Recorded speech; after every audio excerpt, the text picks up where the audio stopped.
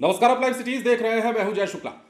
बिहार में जिस बात को लेकर लगातार कई दिनों से हंगामा चल रहा है, बिहार में नीतीश कुमार के पलटने को लेकर जिस प्रकार से खबरें चल रही हैं और जिस प्रकार से सियासी बयानबाजी को आधार बना करके यह कहा जा रहा है कि नीतीश कुमार आने वाले दिनों में हो सकता है कि एक बार फिर से पाला बदल लें, तो इन्हीं सवालों और इन्हीं हंगामे के बीच बिहार के मुख्यमंत्री नीतीश कुमार ने अपनी प्रतिक्रिया दे दी है।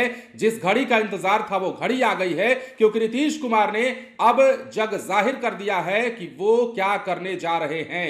लगातार बीजेपी के बयान को आधार बनाकर, अमित शाह के बयान को आधार बनाकर, विजय सिन्हा के बयान को आधार बनाकर कई तरह की खबरें और कई तरह के सियासी अटकलें, हालांकि उन अटकलों पर अभी तक पूरी तरह से विराम भी नहीं लगा है, लेकिन नीतीश कुमार की प्रगति यात्रा के दौरान हुई समीक्षा बैठक के दौरान की जो बातें हैं वो हम आपको बताने जा रहे हैं। और इसके साथ ही तेजस्वी यादव के नेता किस प्रकार बार बार नीतीश कुमार को बुला रहे हैं और कह रहे हैं कि किस प्रकार नीतीश कुमार जनसंघ वालों के साथ चले गए हैं, देशद्रोहियों के साथ चले गए हैं, वो बयान भी एक बार फिर से हम आपको सुनवाएंगे। हालांकि ये बयान पहली बार है, नेता दूसरी बार है, क्योंकि भाई वीरेंद्र का बयान हमने आपको कल सुनवाया था और एक बार फिर से भाई वीरेंद्र के बयान को सुनवाने जा रहे हैं। और उस बयान के बाद एक बार फिर से उन्होंने बयान दिया है नीतीश कुमार के आने जाने को लेकर, राजनीतिक संभावनाओं को लेकर के उन्होंने जो टिप्पणी की है वो आपको सुन लेनी चाहिए। लेकिन चूंकि हम बात नीतीश कुमार की पहले कर रहे हैं, तो नीतीश कुमार ने अपनी यात्रा के दौरान शिवहर सीतामढ़ी में समीक्षा बैठक की और इस बैठक में से जो बातें निकलकर सामने आई है,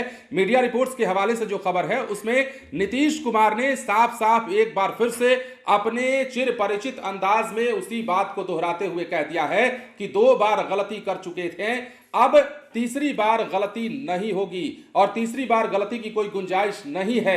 नीतीश कुमार की इन बातों से साफ हो जाता है कि नीतीश कुमार के मन में क्या चल रहा है। हालांकि नीतीश कुमार के मन में क्या चल रहा है, उनके पेट के भीतर क्या है, ये कोई नहीं जान पाता। कहा जाता है कि नीतीश कुमार अपने बाएं हाथ से क्या करते हैं वो दाएं हाथ को पता नहीं चलने देते, लेकिन फिलहाल जो नीतीश कुमार ने अपने मुंह की बात कही है, मुंह से जो बातें कही हैं, उन बातों को आधार बनाएं तो नीतीश कुमार ने फिर से वही बातें दोहराई है और उनकी बातों से यह साफ हो चला है कि एनडीए में से हट करके एक बार फिर से तेजस्वी यादव या महागठबंधन के साथ जाने के कयासों पर नीतीश कुमार ने पूर्ण विराम दिया है। नीतीश कुमार के इस बात के बाद अब हम आपको राजद विधायक भाई वीरेंद्र का बयान सुनवाते हैं, जो समस्तीपुर में थे और समस्तीपुर में ही उन्होंने अपनी प्रतिक्रिया दी पत्रकारों के सवालों का जवाब देते हुए। और नीतीश कुमार पर एक बार फिर से क्या कुछ कहा है वो भी सुनिए। और उसके बाद जो हाल के दिनों का विवाद चल रहा है बिहार में, लोक गायिका जो देवी हैं, भोजपुरी के संगीत की एक बढ़िया सिंगर मानी जाती हैं, लोक गायिका हैं, भोजपुरी गायिका हैं, देवी ने जो रघुपति राघव राजाराम गाना गाया था, उस पर जो विवाद हुआ, उस पर भी भाई वीरेंद्र ने अपनी प्रतिक्रिया दी है।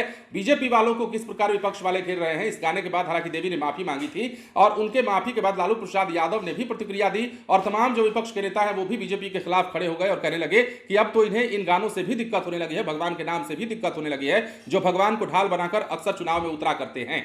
लेकिन अब भाई वीरेंद्र का बयान सबसे पहले सुनिए और उसके बाद हम आपको कुछ और बताते हैं। इस पर नीतीश कुमार एक बार फिर से दौरा पे निकल रहे हैं, तो उसको लेकर के क्या लग रहा है कि जो आगामी विधानसभा है उसको लेकर के वो पूरी रणनीति है फिर से? हर पार्टी निकल रही है, वो भी निकल रहे हैं, उसमें क्या लेना देना है। हर कोई जाता है आता है, लेकिन एक हमारी पार्टी है जो अपने पैसे से कार्यक्रम कर रही है, पार्टी के पैसे से कार्यक्रम कर रही है, पूरे बिहार में लोगों को जगा रही है। और हमारे नेता तेजस्वी यादव सभी जिले का दौरा भी कर रहे हैं और फीडबैक भी ले रहे हैं। आज आपने एक बयान दिया है, जिस बयान को लेकर पूरे जो है बिहार में फिर एक बार राजनीतिक सरगर्मी तेज हो गई है, क्या कुछ कहिएगा? कौन सा गलत बयान मैंने दिया है? राजनीति परिस्थितियों का खेल है, राजनीति में न कोई दोस्त और दुश्मन कोई नहीं होता है, परिस्थितियों का खेल है। पहले भी नीतीश कुमार जी हमारे साथ रहे हैं, हम दोनों एक साथ रहे हैं।